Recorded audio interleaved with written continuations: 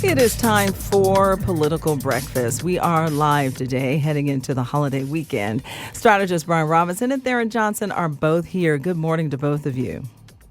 Good morning. Good morning, Lisa. Good morning. Timing is everything. I just read about this morning in the paper, the AJC. Former Republican Lieutenant Governor Geoff Duncan is weighing in a run for higher office as a Democrat. And as you both know, we've had him on a couple of times, and we always ask him, would you consider switching parties? Because, as you know, a lot of people know or don't know, he's very disgruntled with his own party, the Republican Party. And just want to start off by getting reaction to this from both of you. Tharon, I'll start off with you.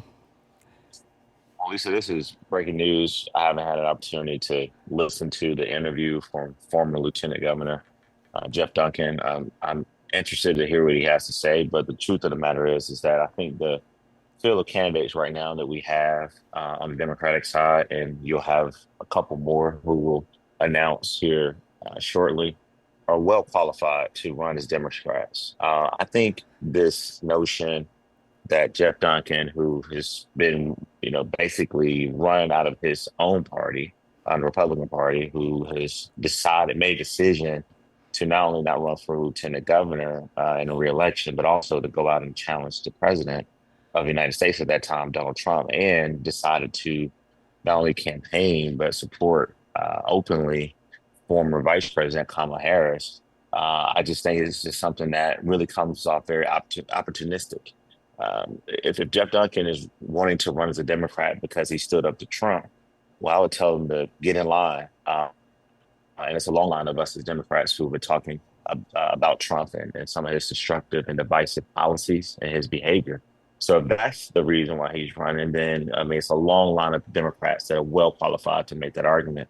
But I think what this really is about, Lisa, is that there's a lot of people out here that believe that we need a white male, particularly a former Republican, to attract moderate voters. And that's just blatantly false. That's a false narrative that John Ossoff and Raphael Warnock and others have proved wrong. You can run as a Democrat and a lifelong Democrat and get moderate and independent voters to build a winning coalition in Georgia. Brian, let's bring you in on this. I know you have some thoughts on this. What are your thoughts? Well, when we had Republican Party Chairman Josh McCoon on a few weeks ago, he said that Geoff Duncan had self-deported out of the Republican Party. And I love that phrase. And that's certainly true. The issue for Geoff Duncan, and Tharon did a great job of summarizing what I think the feeling within the Democrat Party is that he self-deported into no man's land, essentially.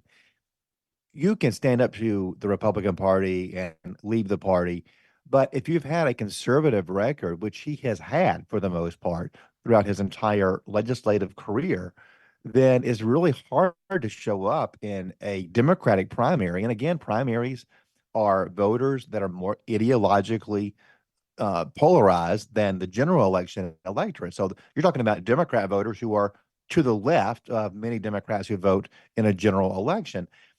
His agenda, his record would be a major obstacle for him in that race. And Tharon mentioned the racial aspect. One thing that would be interesting is that for now, he would be the only white person at all in that governor's race.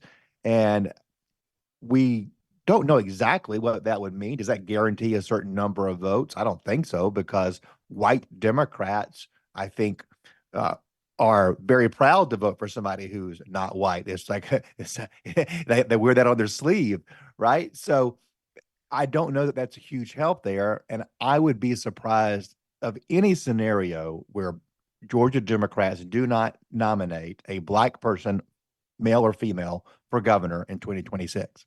So if he does declare as a Democrat, and Tharon, he asked you to help him navigate this, what advice would you have? Look, I've been complimentary of Geoff Duncan in the past. You may remember on this podcast, I said that I thought that he would run for president of the United States one day. People laughed. People thought I was completely off base. Well, let's not forget that this is, again, an opportunistic gentleman who flirted with the idea, Lisa, of running with another party for president. No, if Jeff Duncan called me and asked me for advice or support him, I mean, I would take his call. I'm a gentleman. I'll listen to him. I'm not rude. But if he asked me to give him advice and support him, I would just strongly encourage him to support the Democrats. I think probably end up being about 4 to 6 people that are in this race right now. To me, Lisa, it just comes off very selfish, and it sort of infers in a negative way that he can't run as the Republican, as he said. So therefore, you want to come over and disrupt a Democratic Party, which has had candidates that are in this race, has been in politics for over 40 years, some newcomers to the race as well. And there you are, Brian, the strategist standing in the room with Geoff Duncan. What would you say to him? Don't bother with this. If you're going to do it, the pathway, and it's very difficult in Georgia where we have a very high wall to ballot access. But pull a rabbit out of the hat and see if you can get the signatures to get on the ballot as an independent. Don't run as a libertarian, because I don't think that he really is a libertarian. I don't think that he fits that profile, and I don't think that would work. That would just sort of make him fringe. But if he ran as a really mainstream independent candidate, I think that it could be a very interesting campaign. Now, the question I'm going to ask in a follow-up is, who's going to give you $10 million? Who's going to fund the $5 to $10 million outside third-party spending that's going to be needed to just make you competitive, to just remind Georgians that you are out there? We all know who he is, but a lieutenant governor in Georgia almost never has name ID above 30% in the state. The governor has high name ID, and then below him, significantly below him, are the U.S. senators, and then everyone else is hardly known at all. So he would have to go introduce himself to Georgians, even though he's been in the news all of this time. But I would remind him that he's not been in the lieutenant governor's office for 2.5 years now. So he's really fallen off the radar even more. And he was never really on the radar all that much to begin with when you look at him vis-a-vis Brian Kemp. Brian Robinson, Tharon Johnson, as always, thank you so much for your perspective. We'll check in again on Thursday morning. Have a wonderful day. Bye, guys. Have a great day.